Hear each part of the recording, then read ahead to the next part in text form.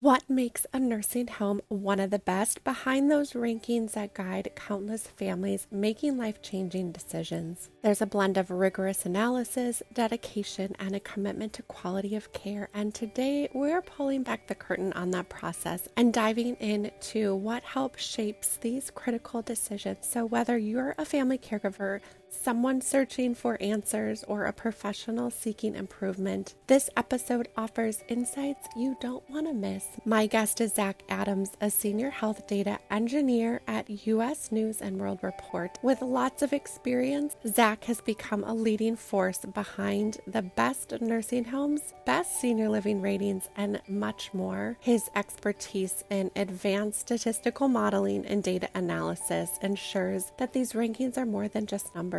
They're really a lifeline for families navigating the complexities of healthcare. Today, we'll talk about what makes a nursing home great, the differences between short-term and long-term care, how families can use these ratings to find the best fit for their loved one. Zach also sheds a light on broader trends like critical staffing and the challenges many communities face in shaping the future of care. Here is my interview with Zach Adams. Welcome, Zach. Tell us about your background and work with U.S. News and World Report. So my background, I went to college for public health, and my graduate degree is in epidemiology. I focused on infectious disease, but I got recruited out of college to an upstart group at U.S. News that was focused on doing internally driven healthcare quality evaluation. And that sort of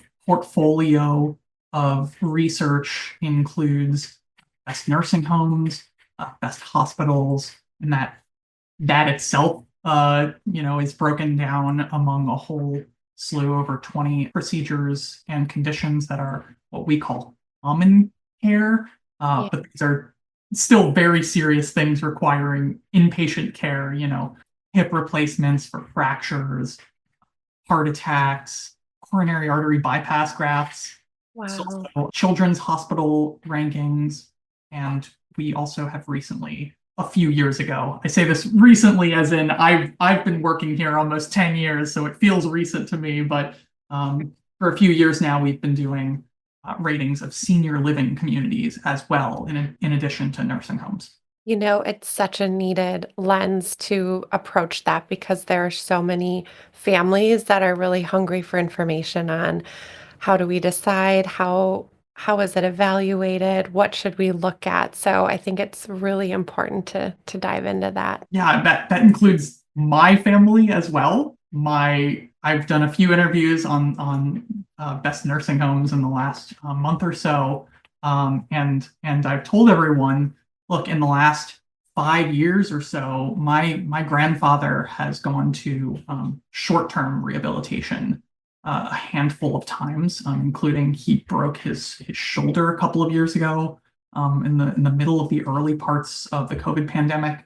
And so we, as a family, started with this research that I'm leading here, uh, Same. to evaluate nursing homes, and we had to use this ourselves to help him and my grandmother make a decision about where he would go for that rehab. And I mean, it's a bad situation to have, to need to go to intensive rehab, but I'm happy to report that he was successfully discharged from each of his visits, and this is a change. As Yeah. of Monday, he is now in assisted living, Wow. which is a huge life transition for him, but I think really valuable because he really needs that type of help. And it was, I think, relieves a lot of strain from my grandmother, who was functioning as a part-time caretaker for him. Oh, And she in turn is going to also move into independent. I know this is about, nursing no, homes, but it's it's an all amazing this care story. is tied in together, and she's moving into independent living in the same community Okay. next week. How amazing that they will be together at some point, and that with all the information you've learned, been able to assist them in guiding on where are some great communities to be a part of. Yeah. Yeah. Were you able to look at all of that data and did some stand out for you, like on a personal note of, Yeah, okay, I mean, here's where yeah, we're so going? we, you know, are I think the appropriate disclaimer for all of this, right? For nursing homes, it's like this is really a medical decision of, that everyone should be making with their family, but also with, their medical practitioners, and whatever their care team might be. And that, senior living may be a part of that, or it may come before that, or whatever. It for a long time it was us making, helping to make the decision about nursing care, but every time we had the discussion, maybe you guys would have a better time if you were in a community and not just in this house alone, kind of isolated. I mean, I know they live in the DC suburbs or lived in the DC suburbs. But it was like, you guys are telling us that you seem isolated and you feel isolated, and like, do you want to like change your living situation? Do you want to live closer to your kids? I know it's sad. It means they're like further away from me now. I'm their grandkid, but it's difficult, but it's been interesting, as you say, on a personal level, using this information that I've produced and my team's produced for a public website to help make a decision with my family. Yeah, so insightful and feeling supported, right? And I think those communities do provide that greater support, right? Even though we might not be super close, we know Yeah. that for the most part, they're in really good hands. Yeah. Yeah. Well, I'd love to learn more about the background of the US News Best Nursing Home Study. So I know a lot of time and effort, information analysis goes into this. So I would love to hear from you. What is some of the background that is a part of coming out with a study like this? And how long has US News been evaluating nursing homes? Yeah. So I'll start Start by saying it's not just me doing this work.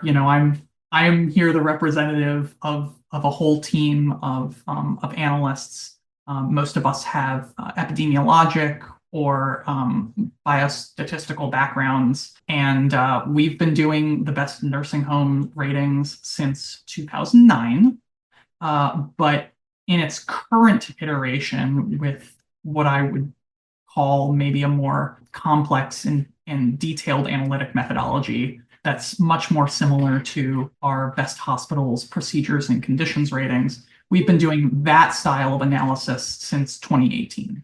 And we started with, it took a lot to ramp up to that. It took a lot of research and validation and talking to experts over many years. And we ramped up to doing that for skilled nursing in 2018, and then long-term care the next year and starting in 2019. And we've been doing both types of care evaluations since then. Do you also factor in the short-term rehabilitation as well? Yeah. You see, Yeah. So the short-term rehabilitation in 2018, and the long-term care from 2019 forward. So okay. yeah, everything since Yeah. 2019. Okay. My background is actually when I first started working in a senior living community, I was a part of transitional care Mhm. short-term rehab.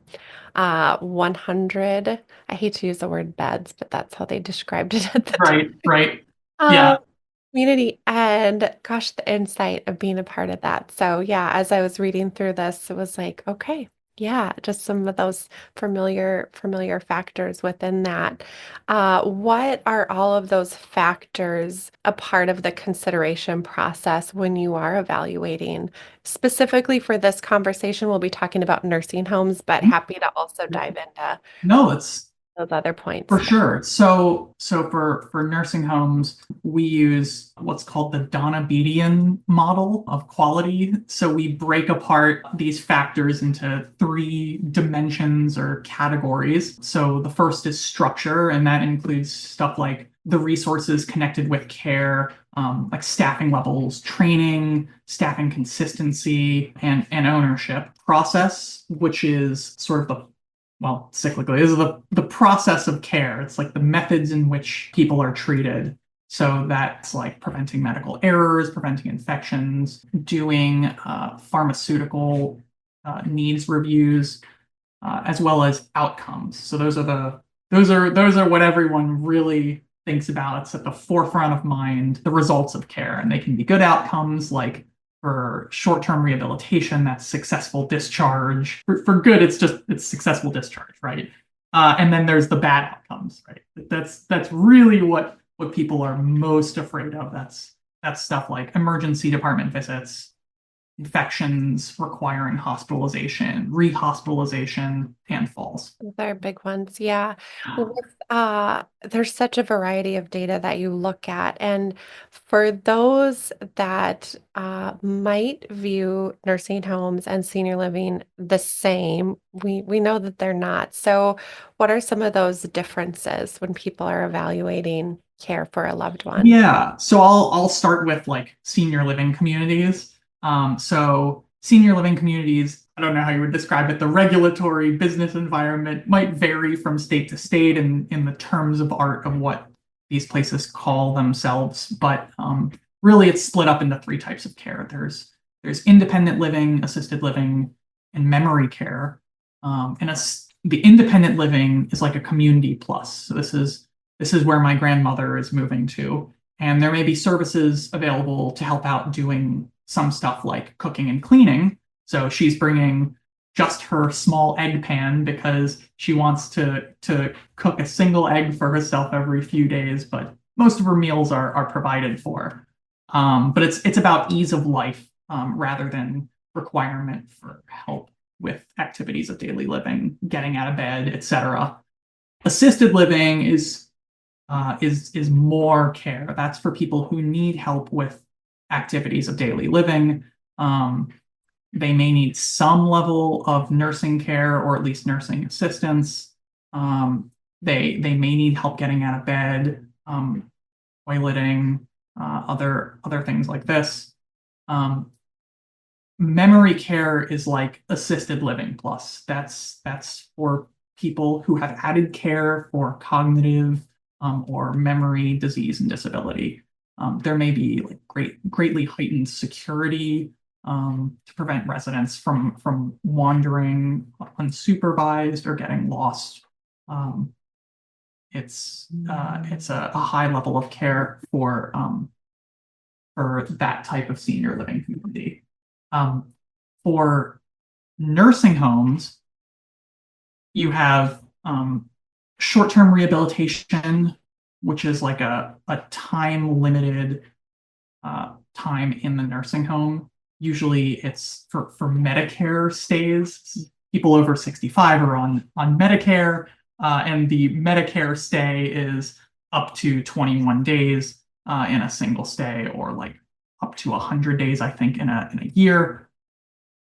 That's for when you might need institutional, intensive, hands-on therapy, particularly physical therapy, to recover from something major like a stroke or a fracture, like what my grandfather went through a few years ago. So he was in for, I think, the full 21 days when he was in for his fracture, and then, he had mostly recovered his ability to move around without pain or without significant pain, and then he had additional physical therapy when he came home, but it's not something that required, him getting help to get out of bed without serious pain.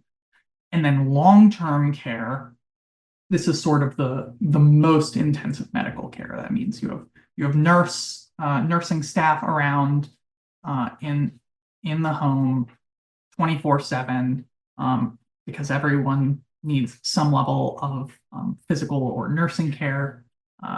there's supervision, there's lower levels of independence. These are people who absolutely need help with activities of daily living. Yeah, thank you for explaining all of the differences. It does help paint a picture of what we're looking at. When we are talking about, right, all those different factors that went into the variety of data, do you mind going into how you captured the data for each of the different factors, or is that Oh, too? of course. No, I'm perfectly happy to talk about that on the record. So all of the data that we get is, or I should say, almost all of the data we get is from the Centers for Medicare and Medicaid Services. So the federal government through Medicare, largely for short-term rehabilitation here, and Medicaid, one of the primary payers of long-term care at nursing homes. They collect data from nursing homes, and they provide that data here in a mostly in a summarized to the home level. They provide that data here publicly, so anyone can go onto the internet and download a giant spreadsheet of data on every nursing home in the country that accepts Medicare, Medicaid, or both. And CMS, the centers, they have all of these different metrics that they pre-calculate, and they have extraordinarily detailed methodology reports.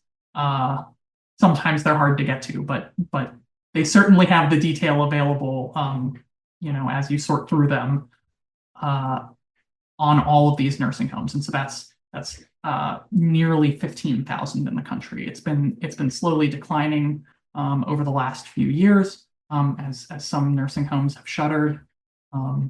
It's a financially difficult business to operate in healthcare.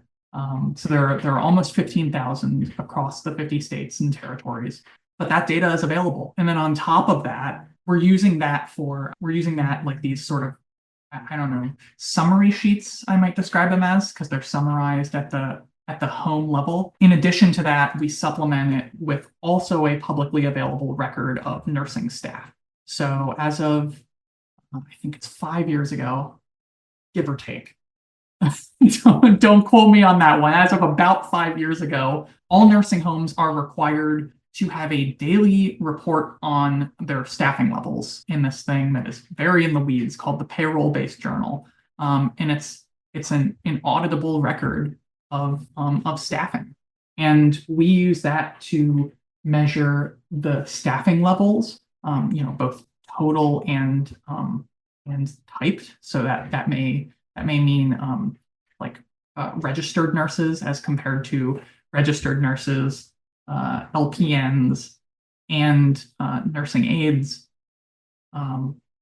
So that way we can assess the level of training of the average staff hour spent at each nursing home.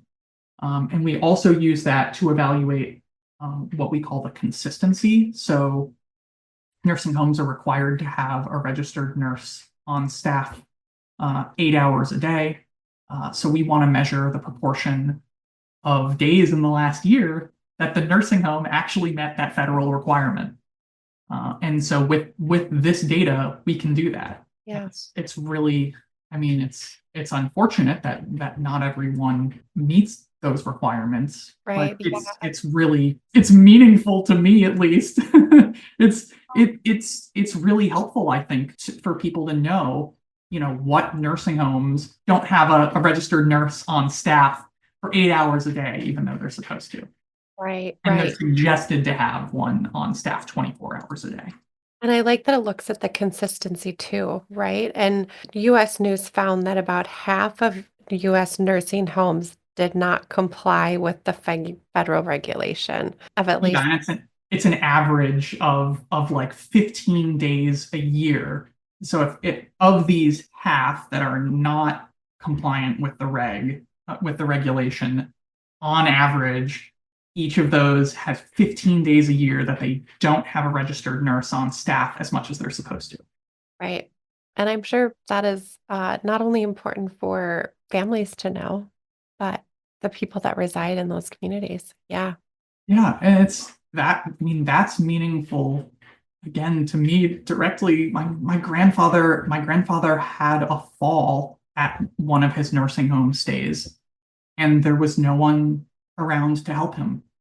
And it's just really, it's like, it's deeply unfortunate. And that's the type of thing that consistent and higher levels of nurse staffing is there to prevent. Is there a way we do prevent that? Or does it come in the form of, does CMS, obviously, I think because of their survey process that they do, that probably shows up there, right? So there's like accountability in that regard. But what have you found with what you're learning? Yeah, so we do incorporate the what they call the health deficiencies, so that includes stuff like substantiated complaints and penalties that have been assessed for lapses in care or breaking regulations. All of this stuff to me in the data seems to reflect worse staffing. And by worse, I mean lower levels of training on average, lower consistency, whether that be from day to day. We do look at the staffing levels on weekends, for example, compared to weekdays, whether that's not having sufficient staff when it's required by regulation. It also includes the staffing retention. So the best nursing homes, what we call the high performing nursing homes, have nearly twice the retention rate of staff year over year compared with a group that we call the below average nursing homes. So we're classifying them into three categories: below average, average, high performing. And so the high performing nursing homes have nearly twice the retention rate as the below average nursing homes. Um, Wow. like 66% versus 33%. It's remarkable. Yeah, well, just a continuity of care, Yeah, and the culture, right, of the staff yeah. that want to continue and stay and be invested in the work that they do. Yeah. With the other data that you've captured, you had mentioned, okay, CMS is kind of like the overarching place where you pull the data, and then you had talked about staffing, looking at some of that. What are some of those other resources that you pull from when you're looking at some of the other factors? So all of these we're pulling from CMS. We pull from one additional resource when providing people information, and that's for measurement of whether there's an Alzheimer's unit. We get data from a publicly available resource at Brown University um, called LTC Focus, um, and for measurement of the prescription of antipsychotic drugs. The information is technically being provided by CMS, but it comes through uh, the Long-Term Care Community Coalition, and they used a Freedom of Information Act request to obtain that information. I don't know if you saw this in our methodology report. Without getting too into the weeds, there's a rate that CMS provides in the data for measuring antipsychotic prescription usage, and that is an adjusted rate. And there's a separately measured and reported antipsychotic prescription rate that they have now provided as and it's a FOIA, so it's a public data resource to LTCCC, and so we evaluate that as well. All right. And you talk about with the antipsychotic medications, we know that that is an ongoing concern and something that we look at very often in our nursing home care. Any correlation between antipsychotic use with quality and performance of the nursing homes that you evaluated? Yep. So one of the features of the modeling that we do is that all of the things that play into the score for each nursing home are all associated with the quality of care. And we don't include things in our model that are not associated with the quality of care. And there's, a lot of correlation between all of these things. And so there's a pretty strong correlation between the antipsychotic use rate and the quality of care of the home. And that may be at the high level in what we call quality, or it may even be at the lower level as well. There may be we see a higher level of antipsychotic prescription, as we see lower levels of staffing, as we see higher levels of bad outcomes. All of these things go together. So at the below average nursing homes, we're seeing roughly twice the antipsychotic prescription rate as at the high performing nursing homes. Wow. And we can't, there are exceptions, there are extenuating circumstances, but by and large and by the average, even CMS is moving away from measuring what they call the adjusted rate. And there's definitely overprescription of antipsychotics in the elder care population. Yeah, I know it's something that I hear and see a lot of movement on addressing, right? So that we are finding ulterior methods to do that. Yeah. Big highlight for sure. When you also look at a piece of that is right, like hospital readmission, preventing emergency room visits. What have you seen with some of the nursing homes that prevent those hospitalizations more so than others? Any strategies or correlations with what they Yeah, do? I mean, I'm gonna sound like a broken clock, right? Like it's, more staff, better staff. All of these. I think it's a culture of caring and a culture of quality improvement. The homes that meet our requirements for a high performing home in a given year, and especially among the homes that are high performing multiple years or year after year after year after year in short-term care and long-term care. They've got good staff, and I'm sure that good staff comes along with good protocol and, good ways of retaining that staff, good supervision, all that. I'm sure it doesn't happen in a vacuum or by luck. This is true. This is true. I can't point at the data and Yeah. tell you, there's a measurement of this, but Correlation is strong with that, right? yeah, yeah. In terms of overall safety or resident care, Mhm. I'm assuming that that is also tied to staff ratio, retention. Yeah, I suspect this won't surprise you, but yeah, the it tends to be that communities with high levels of staffing have fewer falls resulting in major injury. They have fewer infections that result in hospitalization, fewer rehospitalizations, et cetera. And again, there are exceptions. There are some places that have, and these outcome measures are risk adjusted and risk stratified. And so they're designed, the measurement is designed to account for different acuity of the patient and resident population, different levels of care needs, Mm. as you might say. Yeah, on the whole, it's the same stuff over and over again. And the way we can see this is part of our modeling measures the strength of the correlation between each of these measures that gets used in the quality model, and consistently the level of staffing is among the highest or the highest correlation with quality across nursing homes, across types of care, across years. And the retention matters a lot, and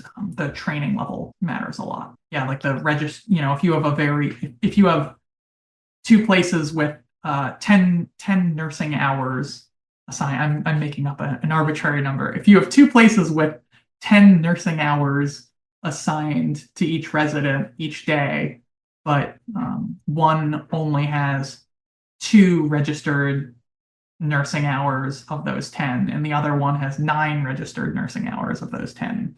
The place with more registered nursing hours tends to perform better. Okay. So that's how they're looking at training is more on like an academic degree level versus additional outside training, let's say in dementia care or Yeah. ongoing training or CEUs. Is Yes. that what I'm For hearing? me, when I'm describing the training level of the staff, I'm referring to the nursing academic level, whether it be nursing assistant or nursing aide, LPN, licensed practical nurse, or uh, the highest level is uh, registered nurse and Yeah. nurse practitioner. Okay. Just out of curiosity, Mhm. does the data look at, let's say, more holistically, social work, life enrichment, life engagement, physical therapy, things like that? I know short-term rehab would be We higher. do, yeah. So for the first ones for enrichment hours, I think that's more associated with senior living, and we don't really get as good visibility into those hours allocated in that payroll-based journaling database. We get mostly or exclusively medically associated things. So it has really detailed breakdowns, both among nursing staff, but also among like different types of medical tech and other staff like that. But we do see the physical therapy hours. So, for example, for short-term rehabilitation, the high performing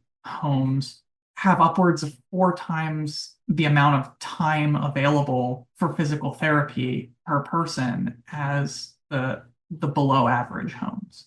I mean, the gap is drastic. It's Mhm. it's really shocking. And, I don't know all of the underlying dynamics and societal causes for that, but I'm sure part of that is what's described as staffing shortages in different parts of the country, and different staffing dynamics and like the mobility of those jobs. Right. Are you able to have insight into, does the research Mhm. reveal any disparities in terms of access to high quality nursing homes across regions or demographics? What insights did you have? The availability tends to be sparser, unsurprisingly, in rural areas, and also in urban areas. I mean, if you took a graph of where there is like area deprivation and poverty and overlay it with where available nursing beds are at high performing nursing homes, largely with some exceptions, you're going to see, a pretty strong correlation. Areas that are poorer tend to have less availability of high quality nursing care, skilled nursing facilities. So, on the other side of that, are there certain regions that performed best among the study? It varies surprisingly from category to category. There were some states that had really high retention, but had poor overall nursing levels, and vice versa.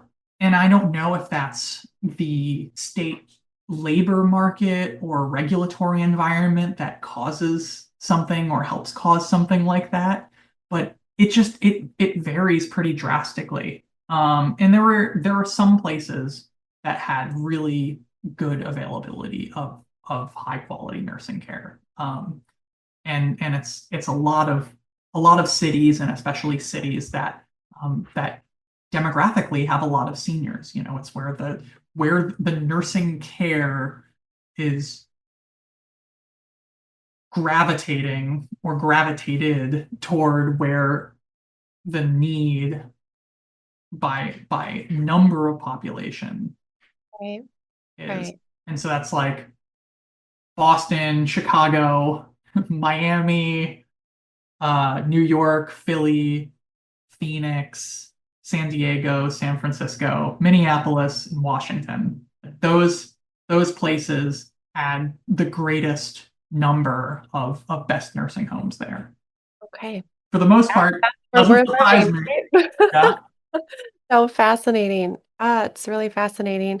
When you look at, so, okay, so 1 in 5 nursing homes that are evaluated are best nursing homes by US News. Mhm. Um, are you, can you distill down what makes a nursing home best? Yeah. So a best nursing home, and for me, I'm going to break this down a little further. Yeah. It's, a best nursing home we're looking at both short-term and long-term care. And so for short-term rehabilitation, the best nursing home is the place that's going to successfully discharge at the end of your care, because about 1 in 2 people who go to short-term rehabilitation aren't successfully discharged. Sorry to add another little statistic to this, but at the high performing short-term rehabilitation homes, that number is over 60%. Wow. And at the below average nursing homes, it's about 48%. And so that means that 1 in 5 people successfully discharged from a high performing short term care nursing home may not have been successfully discharged if they were at a below average nursing home. Okay. But And it's that successful discharge, fewer fewer bad outcomes, so lower risk of bad outcomes, greater staffing, and better process of care. And the same roughly goes for long-term care as well. The underlying measures may be slightly different, but the domains of care and the culture that influences the quality in those, of care, that stuff is consistent. right, right. And when you say discharge, is that back home to their primary residence, or does that even mean It's discharge to an assisted living or Yep, it's called discharge to community, and so it means, exactly what you said. If they're coming from their personal private residence, wherever that may be, whether it's in a senior living community or separate. okay. Have you found we have such a trend of a lot of age tech is the buzzword, technology, telehealth, different things. Do you find or are you able to capture that? Does that impact the quality of care in top nursing homes? I wish we had access to that data. And if you or any of your listeners have access, and want to publicly report and provide information on telehealth access, integration of technology, I'm we would love to see it. Awesome. Well, I might be able to connect you with some people, Zach. So that could be, yeah, just a super interesting insight, I think, is like, right, does that move the needle towards quality care? And there's a new administration coming into office, and a lot of those folks are very technologically focused and inclined. And I would not be surprised if they try to get Mm. that type of technology focus reported on at the Centers for Medicare and Medicaid Studies level. Right, right. Oh, so interesting. From a care professional perspective, if they want to improve, potentially earn that best nursing home rating, are there any specific data-driven changes that they should be looking at? Yeah, it's focus on best practices, make sure that you are amply staffed. Like you identified, there are a lot of homes that aren't even meeting the current required amount of staffing every day, let alone the recommended amount of staffing every day. And the the Biden administration tried to implement a more stringent requirement for staffing, and there was a lot of pushback in the industry. And while I understand it, um, it's kind of unfortunate for patients and residents at nursing homes that what it reads to me publicly as is saying we are not going to be able to meet this level of care that you're requiring of us.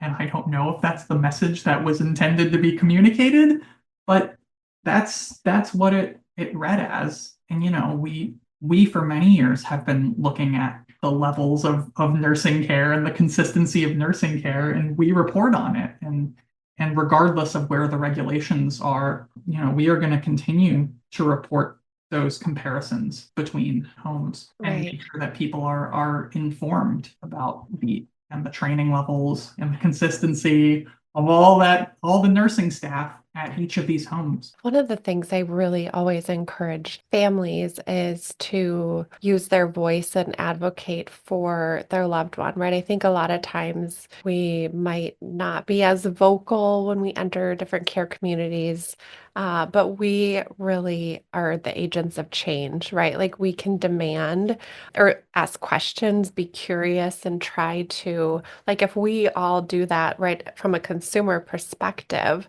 that this is so important, right? Not only do we do it from like a federal and state level, but also for the people that we serve. So we have agency, right? And to be able to do that. Interesting you should say that, because one of the things that CMS reports is whether or not each home has a resident, a family, or both councils. So, when we look at who gets the high performing ratings, it may surprise you to find out that the places that get high performing ratings tend to have resident and family councils a lot more frequently I can.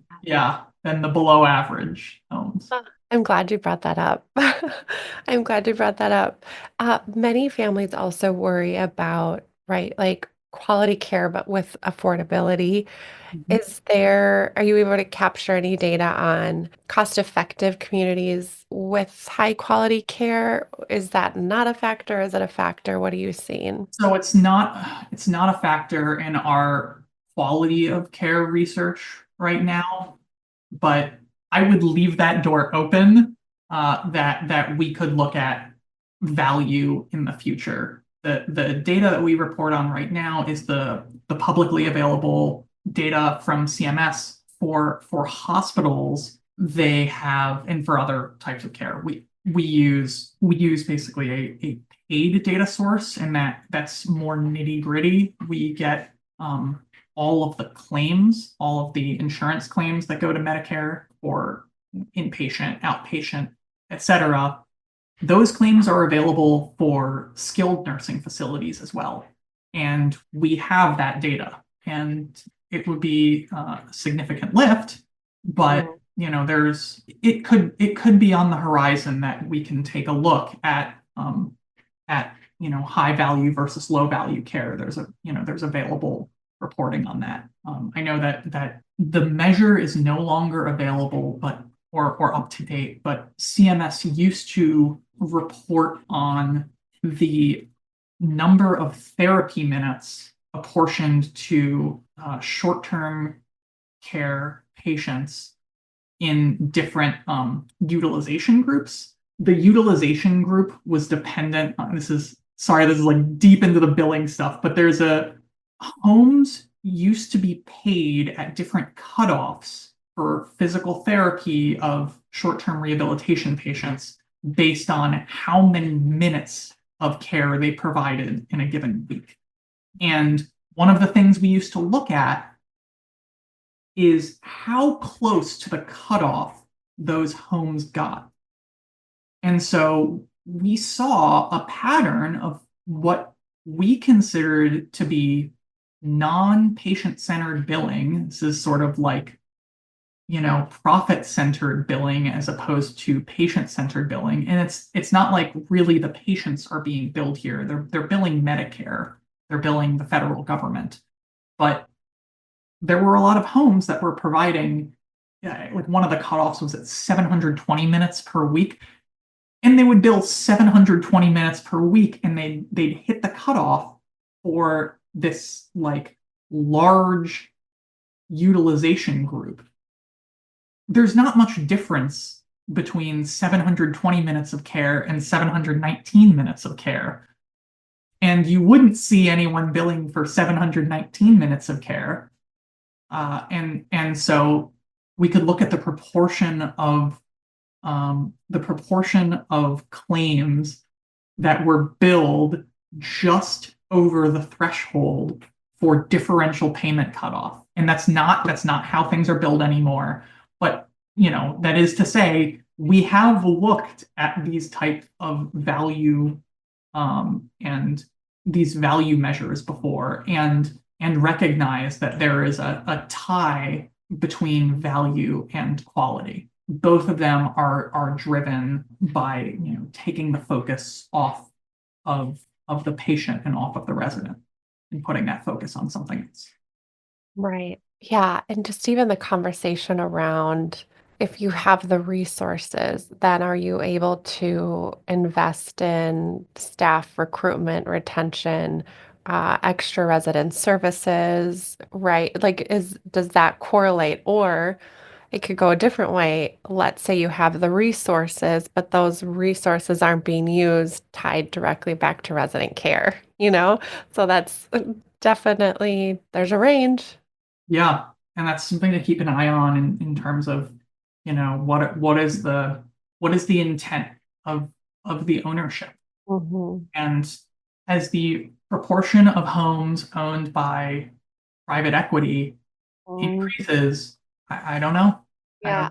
I don't know what the Well, intent is. you touched on my next question, which is there data to see the type of operator, right? We report on whether ownership is for profit, nonprofit, government. We tend to find that by a wide margin, on average, the nonprofit homes perform better in quality of care measures. Fascinating. Yeah. Arguably, an immutable characteristic, right? It's very few homes change between nonprofit and for-profit, and we aren't currently using it as a quality measure because it's not the being a nonprofit status Mhm. business that makes the home good.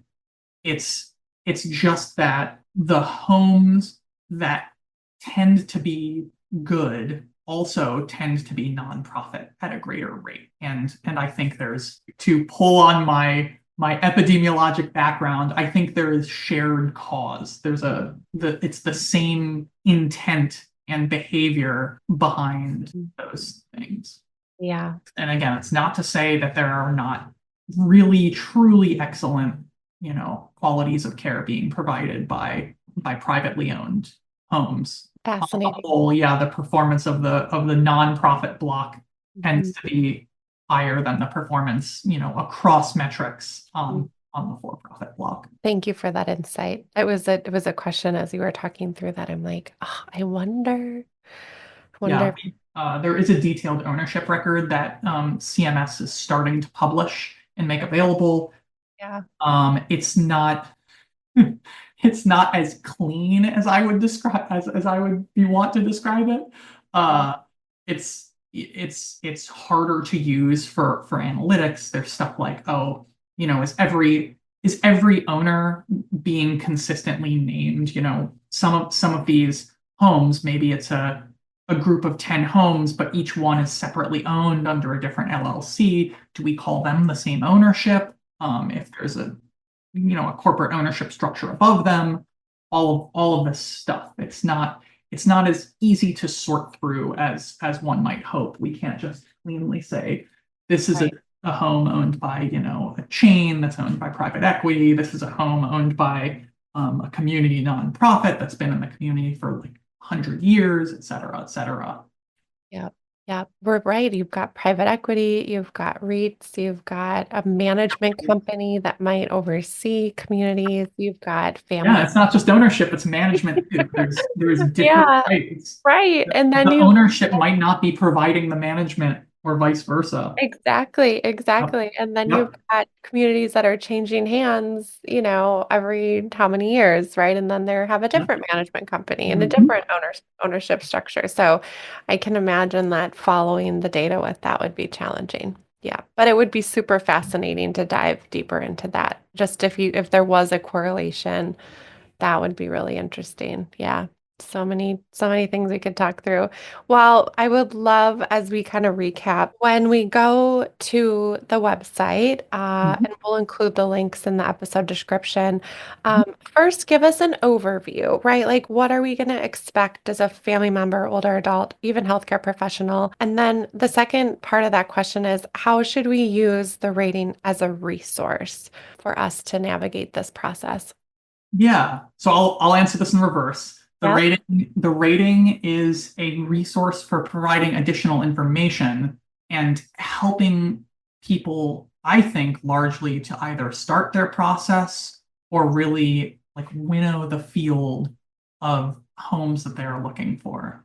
So where me and my family have used this in the past, we've started by looking at the area. So this was in the Maryland side of the DC suburbs, looking at nursing homes in that area that were near to where my grandparents lived, then identifying, okay, which of these nursing homes may have a relationship with the hospital, and make it easy to get transport, which of them is close by to where their home was, and maybe, accessible by metro to me to go and provide support. And then, also the all of the information about quality. For sure, we looked at is this a high performing home? Which the home that was closest to them was high performing in short term and long term care. And so we were very relieved by that. And I think my grandfather got pretty good care at the home closest to him. But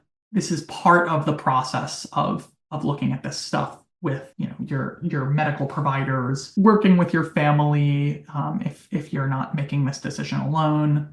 If you're a senior, your doctor probably knows best about the medical care, but it's a great resource to be able to look online and see, oh, this is how this home is performed in terms of risk of fall, and here's how it compares to the rest of the state, and here's how it compares to the rest of the country. Yeah. I'm not impugning doctors here. I don't think everyone has that information right on hand, and we've tried to make it really convenient and really easy to read and understand so that people can get these high value information very easily. Yeah, it is very easy to navigate, very intuitive, and you're able to either type in the name of a specific place or by zip code, city, state. Yep. Um, Yep. And there's articles that are available to talk through some of the things that I think we've talked through. What's the difference between types of nursing home care? What's the difference between a nursing home and a senior living community? Which when I started working here 8 years ago, I didn't know. all But learning. before I worked on this research and these studies, I didn't know the difference between a nursing home and a senior living community. It is really helpful to have it explained and laid out. Are you seeing, as we're, talking future thinking, any trends, changes throughout the years? What are you anticipating in the future? I know we kind of touched on some of those things, maybe looking at owner operator, things like that. Would love to hear your thoughts on that. Yeah, I think that the trends they change from year to year, and I think a lot of this is way, way deep in the weeds of like the politics, both nationally and state level, and like the regulatory environment and all that stuff. I think you'd probably have to ask a someone experienced in nursing home finance for insight on the, on ownership. We haven't really seen that much of a change in the proportion of types of ownership, like the same proportion um, this year as compared to last year, give or take, are owned by nonprofits as opposed to for-profits. Um, the large trend that's been maybe a little alarming is the decline in the number of nursing homes across the country. And there's a positive and a negative way of looking at this, right? On the negative side, we've gone from, I think we were just over 16,000 or maybe just shy of 16,000 nursing homes that were reported on in when I started this. I started working on this analysis in 2018, and now we're at below 15,000. And we see about, what is that, 1%, give or take, 1% decline every year. We see an outflow in the total number of nursing homes, not just in nursing homes changing hands, but in nursing homes going out of business. Right. And so I think that loss of institutional care as an available option is is a risk for American healthcare. Right. Um, on the flip side, we've also seen precipitous growth, uh, at least since I started working on this research, since we as US News started working on this research in 2018 more closely. Um, we've seen tremendous growth in the availability of home health care, and that's something that the Centers for Medicare and Medicaid Services have also promoted as another option. We'd be really interested, in the future in looking at the quality of, at least for short-term rehabilitation, looking at the quality of rehabilitation that comes from home health versus nursing homes.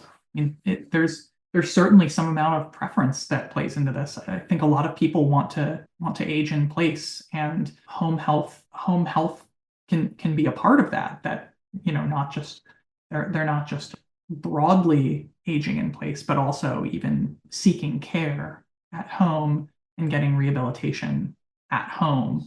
Yeah. No, that's so true. There's a couple thoughts I had is my understanding too is once a nursing home closes, that eliminates the ability then for the state to open an additional nursing home. Is that correct? I'm not sure about that. I think that the federal government controls the licensure, Okay. like Yeah. the CMS contracts. Mm-hmm. Um, but I don't know whether there are state laws that stand in the way of state licensure, or like, yeah, I'm not sure, but that's super interesting to hear. Yeah, I'll have to look into that. And, there's a lot more conversation around that, like almost hospital at home Yep. technology that we're seeing too, where it is having more clinical care Yeah. in the home. So, yeah, that would be an interesting, yeah, comparison as well. What are you working on? I know that US News comes out with other reports related to aging and senior living communities. Tell us a couple of those that we can also check out. So we're working on all of our best hospitals projects, that all of our best hospitals programs and research studies. Maybe this is not as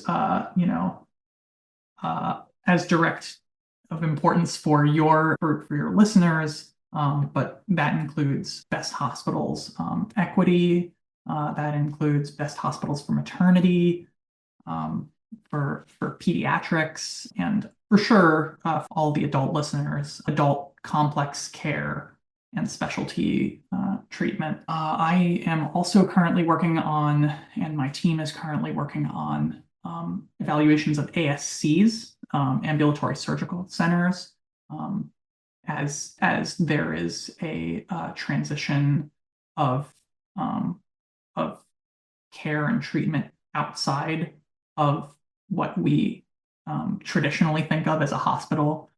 We're still focusing on inpatient care a lot in best hospitals, but there's also a shift toward outpatient care, and we are measuring that shift and trying to provide people with information on the quality of care of outpatient treatment. We're also working right now on our latest edition of Best Senior Living. I myself am currently closing in on working on that data for this year's study. Well, we'll have to have you come back and we'll talk about that. Yeah, I'd be happy to. Oh, super interesting. Well, I appreciate all the time and energy that I know goes into all of that data and analysis, and then bringing that to us in a way that we can understand and really use and find valuable and be informed. And I know it's a whole team that is behind that. So appreciative of that. Absolutely. So thank you so much. Thank you.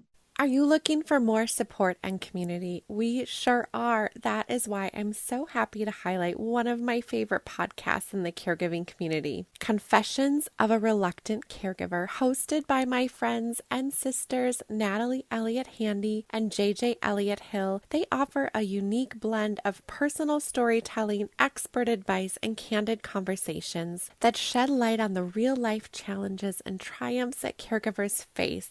Tune in to Confessions of a Reluctant Caregiver wherever you enjoy your podcasts, or explore more on their website at www.confessionsofareluctantcaregiver.com. Thank you for listening today. If you enjoyed our episode, please subscribe and give us 5 stars. In all honesty, we'd love to hear from you. Thank you so much for listening to our episode.